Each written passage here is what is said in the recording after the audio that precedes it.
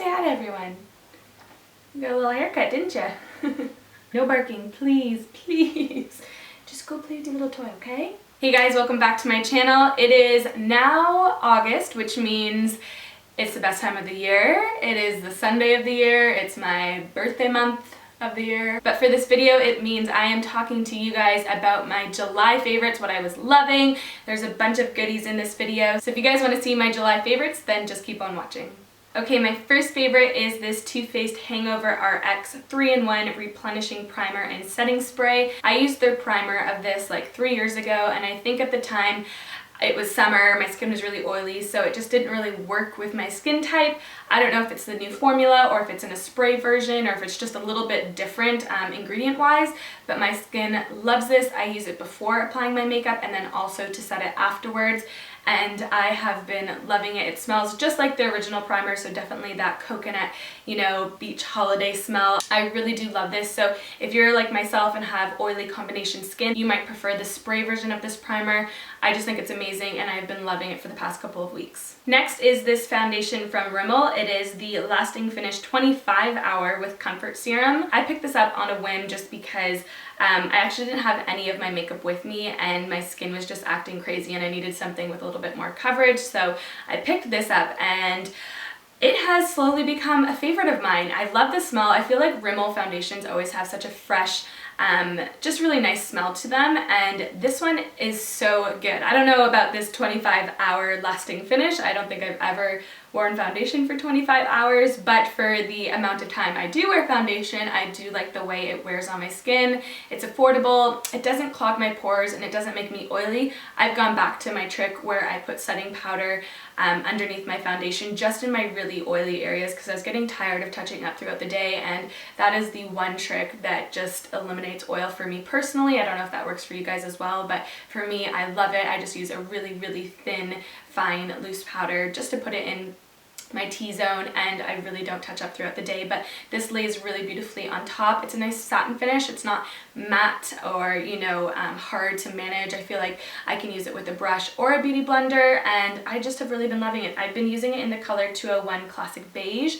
I don't have tan on right now, but I definitely had to like buff on a lot of like bronzer because it's a little bit dark for my skin at the moment, but when I do have fake tan on, then it's perfect. Now, talking about bronzer, this next product is a cult favorite here on social media in general. I absolutely love it. I've had it for probably longer than the recommended time that you're supposed to have it, but it's amazing. It's definitely expensive, but it's worth every single penny. It is the Soleil Tan de Chanel Cream Bronzer, the Universal Bronze.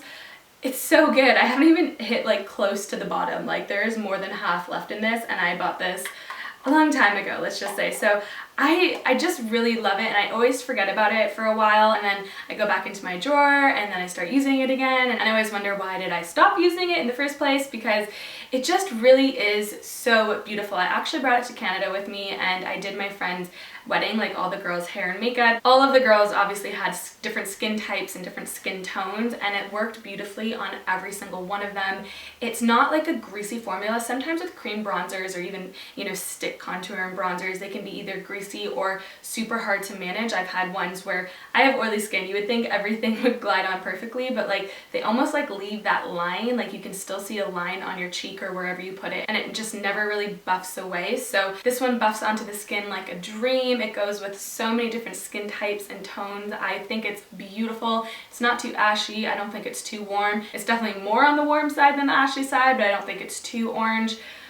Oh, it is beautiful. It is a high price point, but if you want to invest in a good bronzer that's literally going to last forever, then this is definitely the one. Also, a little trick to cleaning that bronzer, because sometimes it's going to be like a little bit gross on top because if you're using different brushes and then obviously bacteria or your sponge, whatever, take a clean spoolie. You can get this at like Sephora or most like makeup counters. Clean spoolie, and you just like rake the top of it like you're raking leaves, and it just takes up the whole top layer of like gunk of the bronzer, and you're left with a fresh new layer. This next product was definitely hyped about earlier this year, and it's the Stila what is it, the metal eyeshadow. It doesn't have the name on it. Oh yeah, Magnificent Metals Glitter and Glow Liquid Eyeshadow. I bought it in the color Kitten Karma. I know a lot of people love that rose gold one, but I wanted something a little bit lighter and not so intense. So this one is perfect for that. I'm wearing it today in the inner corner and like first part of my lid. I think it's so beautiful. It reflects the light so nice. You can use a little bit and then like really smudge it out with your finger if you want more of a sparse glitter effect,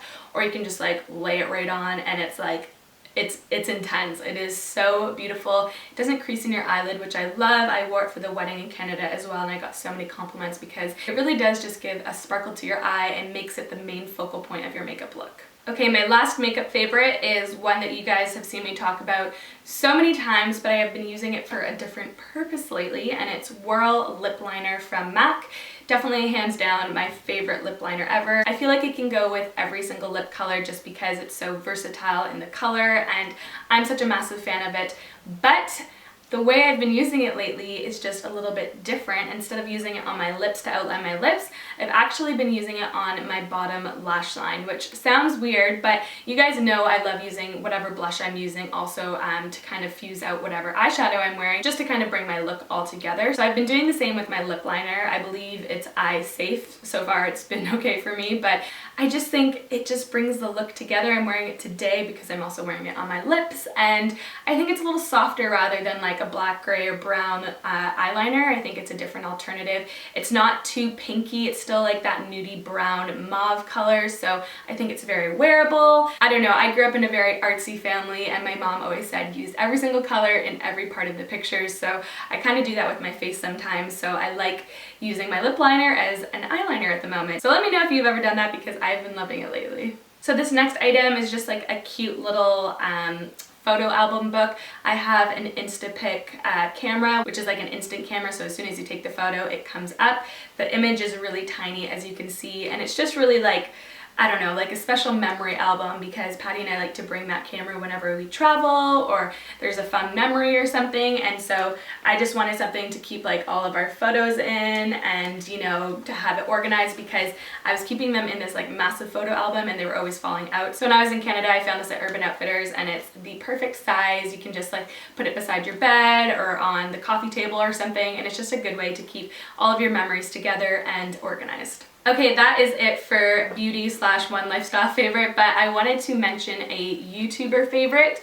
This girl is so underrated, I think, on YouTube. She is so cute, so southern, so inviting, and her name is LoveShelbey. So I will link her down below if you are not already subscribed to her, but she's just so lovely and friendly and very talented at what she does. She also is just like a very, you know, everyday girl next door kind of vibe in her videos, and you just feel like you're her friend already. So I am just her biggest fan, and I think she deserves so many more followers. So go check out her channel and tell her I said hi and that I sent you, because I'm a big fan of her. But that is it for my July favorites. I am so excited for this month. August is just the best, and I feel like there's so many exciting things that are coming up that I can't wait to share with you guys, so stay tuned for that. As always, leave comments down below for some video suggestions of some different videos that you guys want me to film for you and that you want to see. Also, everything that I'm wearing lip top wise will be linked down below if you're curious. I hope you guys all have a wonderful weekend, and I'll see you soon. Bye!